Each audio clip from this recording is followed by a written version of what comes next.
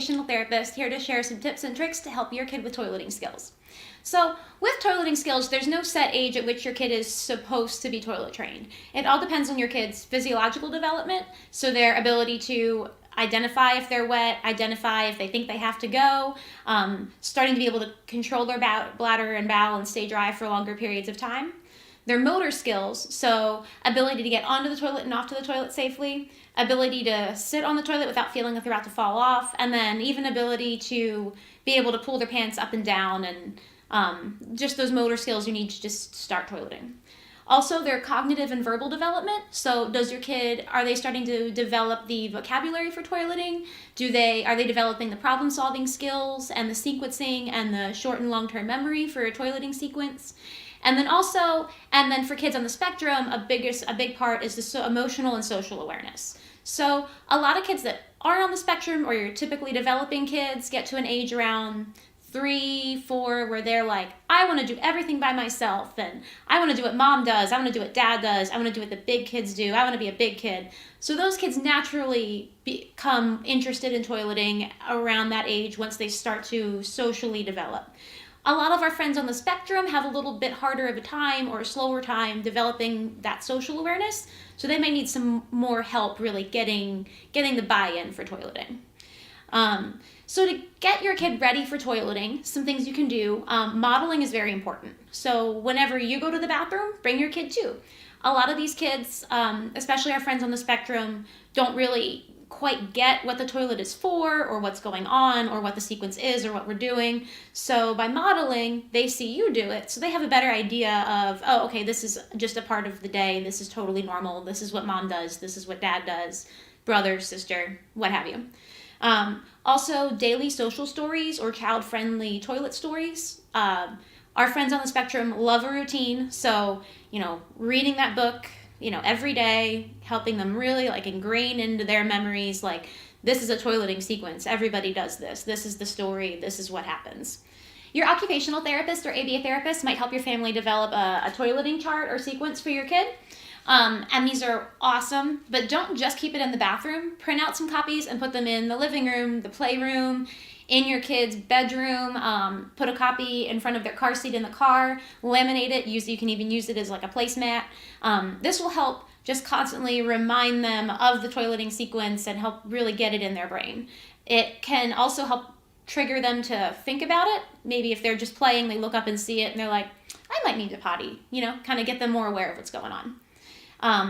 You can also help your kid identify when the signs and symptoms that they show when they need to use the bathroom. So as a parent, when your kid has to potty, whether they're holding themselves or wiggling. Some kids even just go run and hide. Use it as a teaching moment for your kiddo. Tell them, oh, you know what? It looks like you're holding yourself and your legs are really tight. Does your tummy feel like you have to go potty, or whatever your kid does? Help them realize when they need to decide when to go potty. Also, picking out a toilet that's appealing and appropriate for your child. So if your kid has poor core strength, they might be up on the toilet holding on for dear life, and their core is so tight just trying to sit without feeling like they're going to fall off, that they can't relax enough to actually use the bathroom. So getting a toilet seat that has maybe side panels to help them feel more secure, and then also always making sure that your kid has something to rest their feet on, whether it's a stool or an Amazon box, or whether you just get them a nice small potty so their feet are on the ground, whatever works for your kid. Also, maybe a lot of kids are more into it if you get them, big girl or big boy underwear with whatever their favorite character is on. They might be a little less, nobody wants to get Paw Patrol or Cinderella all wet. They can also feel if your kid has a hard time kind of telling when they're wet. Switching to regular underwear, even if you do the underwear underneath the pull-up, can help them really feel it more. Because if you think about a pull-up or a diaper, it absorbs the moisture down to keep them feeling dry, whereas just regular underwear, they're going to notice a lot more quickly if they're wet.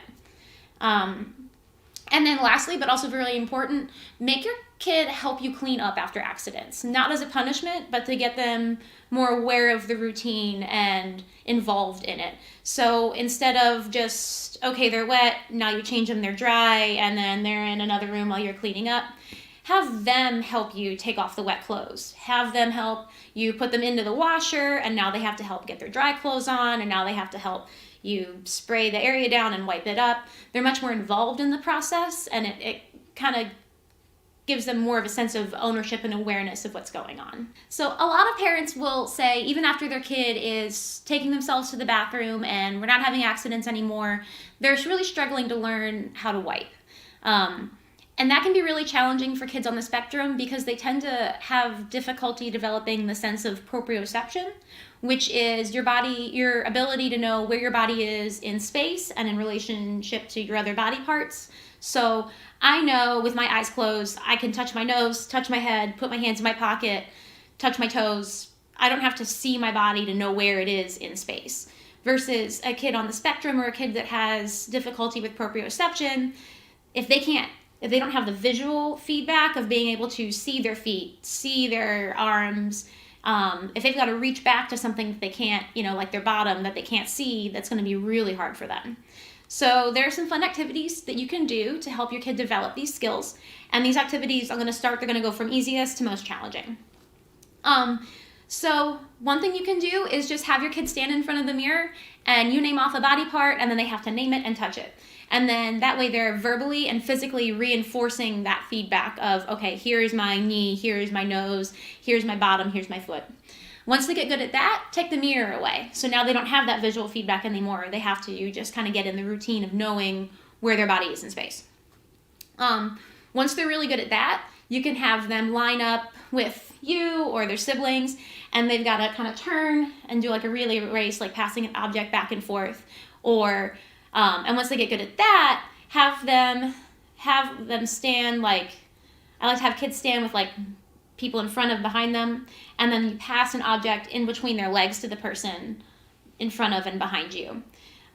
Once they're good at that, have them practice passing an object around behind their back, and that's going to be really hard. For a lot of kids, you'll see that once they have got that object and then they can't see it anymore, they drop it. So it's really hard for them to know, okay, where is my other hand in space? How do I get it there? If your kid's struggling with that, then use hand-over-hand assistance until they get good at it. Once they're really good going one direction, switch and have them try the other way.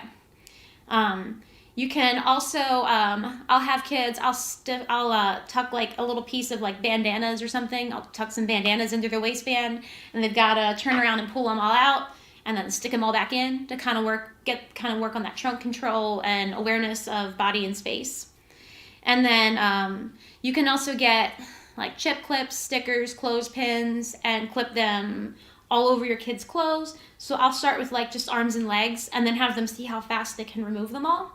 Once they get really good at arms and legs, you can put them on their backs and the backs of their legs and their waistband, and then they've got to feel around back there to try to get them all off. And then once they're really good at that, you can have your kid sit on the floor and put an object that they're familiar with near them, and then they've got to keep their eyes closed and kind of feel around for that object. Once they get really good at that, then put two objects. So like if they were feeling around for the car, put like the car and a remote and tell them to get one or the other. And they've got to feel around and decide, okay, where is it? And then is this the car or the remote? So that's all I have. I hope you'd enjoyed this video, and I hope you'll join us next time. Again, I'm Megan, and I'm an occupational therapist.